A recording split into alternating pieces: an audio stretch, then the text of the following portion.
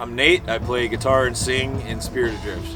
Osnabrück, we're Spirit Adrift from the United States of America. We play fucking heavy metal.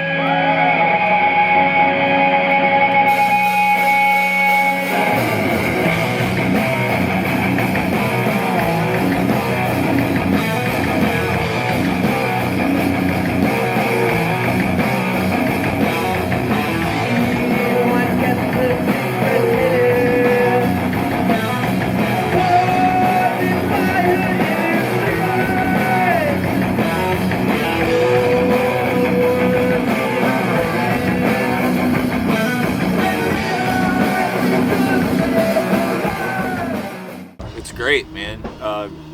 Almost 2 weeks into it, and we have about a week left.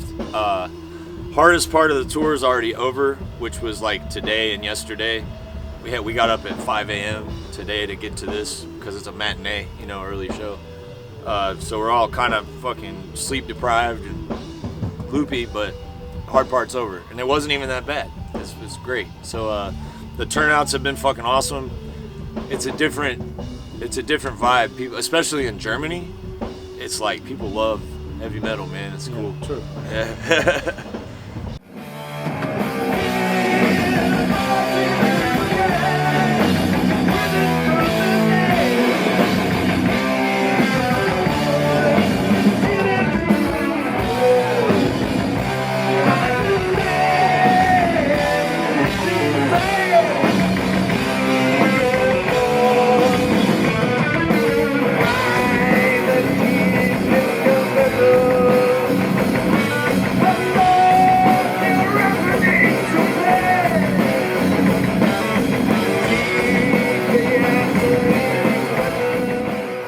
I started Spirit Adrift in 2015, March. I picked up and played the first riff in March of 2015, and then I recorded the first EP in May and the first full length in October. So it was boom, boom, boom.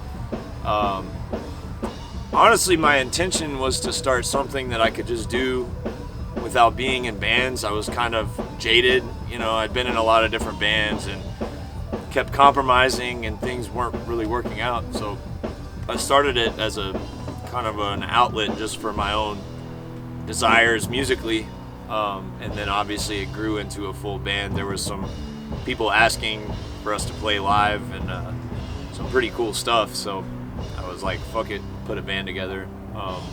The intention, I guess, was just to make some honest music. That's it, really, just honesty, some real shit. Just since the beginning, it's just whatever I want to do, whatever I'm feeling at the time, whatever influences are circulating at the time. That's it. That's what it is. It's just the music I want to make.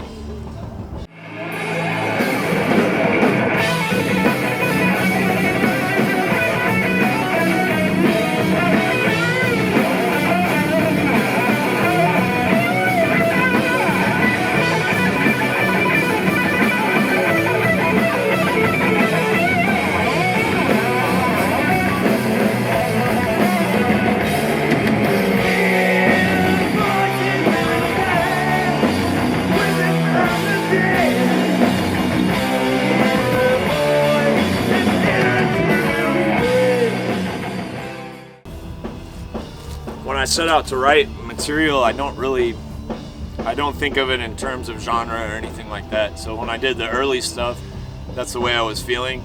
I was listening to a lot of like Warning and Yob and stuff like that. I'm always listening to Black Sabbath, so you can see if you follow the early stuff till now, there's always that thread of Black Sabbath, because I'm always listening to Black Sabbath and Judas Priest and stuff like that.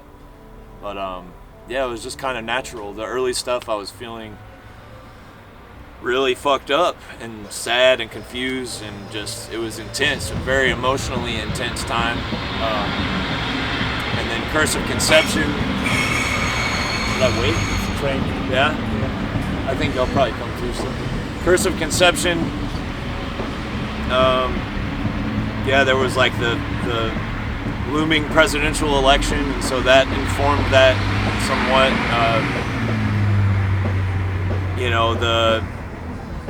societal disarray in the United States where I live informed a lot of that, and then it just kept getting worse and worse and continues to get worse, the division, you know. And so that's where Divided by Darkness came in. I went slowly from 2015 to 2018. My confusion and my intense emotional feelings went from maybe sadness to anger, you know. So that's how that transition occurred. And then the more we play live, the more it's fun to play heavy metal. Like, slow songs are cool. I love slow nu metal music, listening to it. But when you start playing live, it's like, to me, it's more fun to play fucking like anthems, like heavy metal anthems, you know.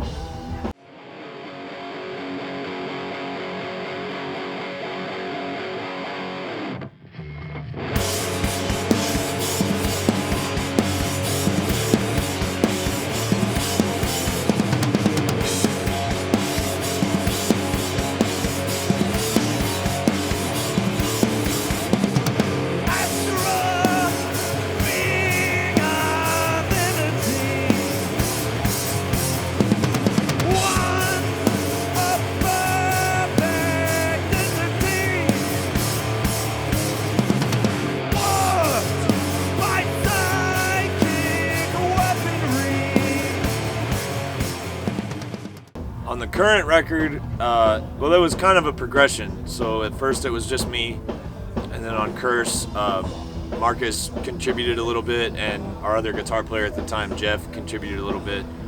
And then on Divided, it was me and Marcus. Marcus played all the drums on Divided by Darkness. I played everything else with the exception of synthesizer, which his brother played. And our friend Kayla did some vocals as well. On the next record, it's going to be me and Marcus again. He's going to play all the drums. I'll play everything else. His brother will probably play synth again, but I'm not sure. But I was thinking about it. I was in a sensory deprivation tank. Do you guys know what those are?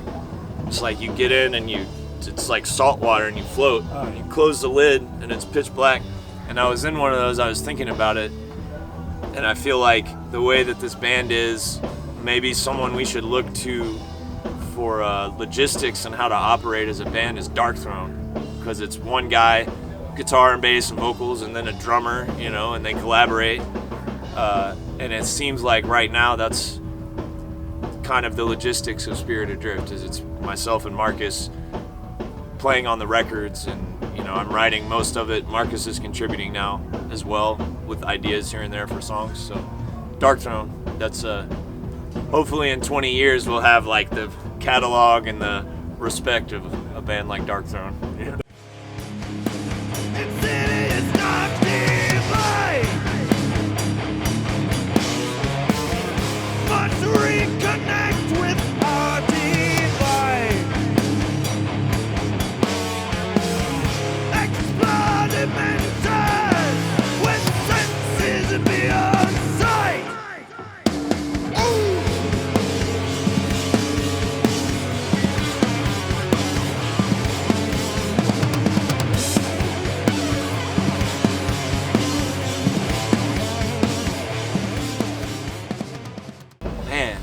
Well, first of all, Randy Rhoads. A lot of people say Jakey Lee. It's cool to like Jakey Lee more than Randy Rhoads right now, but Randy Rhoads is better, so you're correct there. Guitar influences, Jimi Hendrix got me into guitar. James Hetfield, obviously. Dimebag Darrell. Jeff Hanneman. Not so much Kerry King, but Jeff Hanneman. I don't like Kerry King's vibe. I like Jeff Hanneman's vibe. Matt Pike, Wino, there's a million. Billy Gibbons from ZZ Top. Vocal influences, I have a lot. Like, I listen to a lot of old country. Waylon Jennings, George Jones, Ozzy, Dio. Too many to name. Just the classics. Anything I think that stands the test of time, that's what influences me. So, not so much new stuff. There's new stuff I like, but I don't really pay attention to it as far as getting inspiration. So, just classic shit.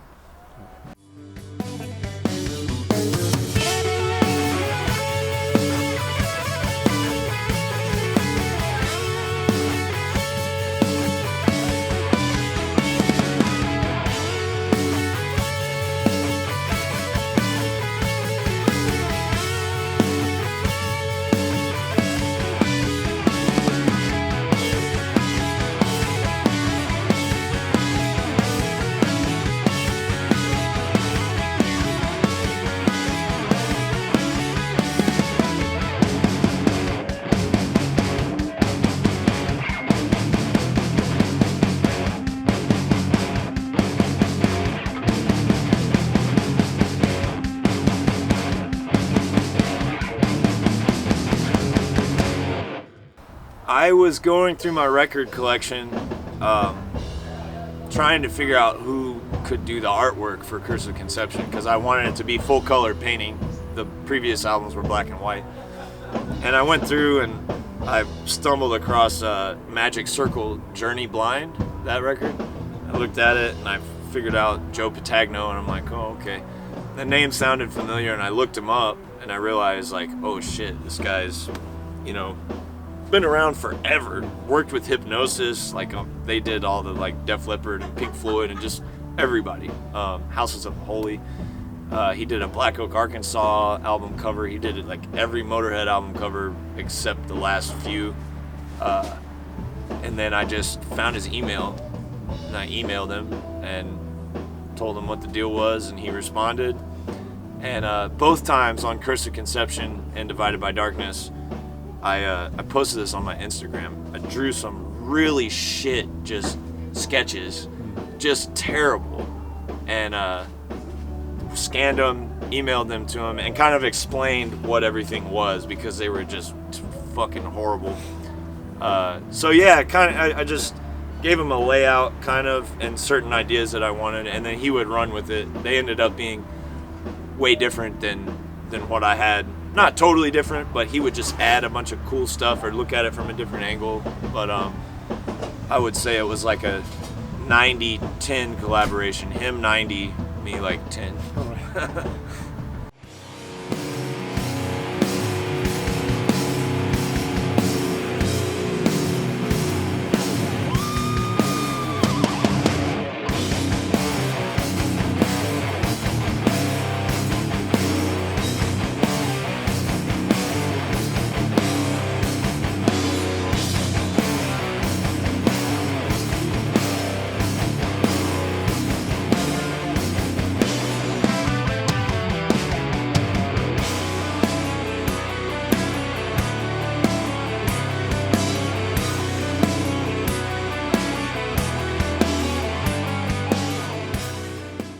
It's crazy. It's hard to manage both bands. It helps because Chase kind of does the business side of Gate Creeper, and I do the business side of Spirit Adrift. It's been really intense though, and Chase and Eric write most of the, like 95% of the Gate Creeper stuff.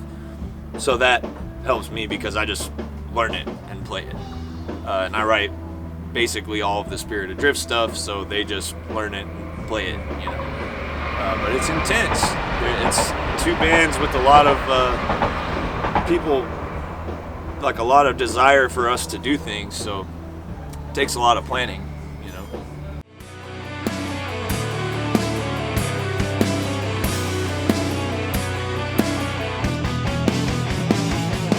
I am the serpent intertwined. I am the wolf prepared to strike. I am the word that can't be spoken. I am the bond that can't be broken.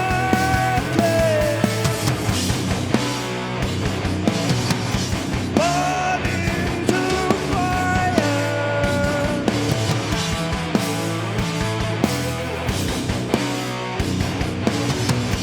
Born into fire.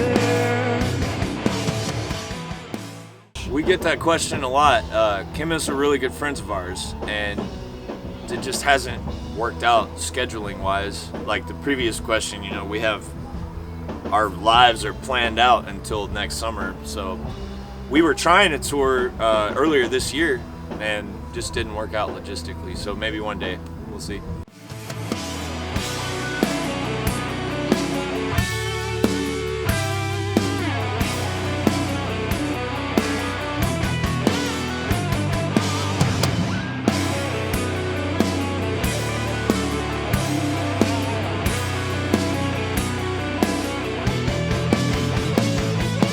We ought to see the wave will crack. We are the wind that howls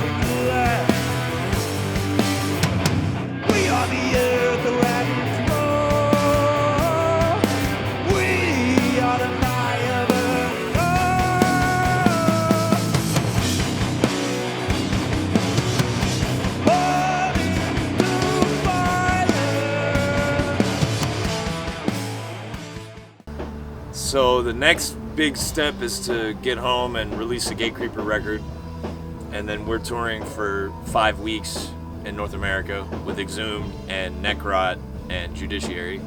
Looking forward to that. And then January, February, Spirit Adrift is recording a new album. It's already demoed completely. We've been listening to it on this tour, like taking notes and stuff. And then April and May, Spirit Adrift has some big plans, but I can't talk about that. But we might see you, though. Thanks to everybody that supported the band. You know, we can't do this without you guys. The Euro tour has been amazing. It's our first time over here, and all the shows have been killers, so thank you.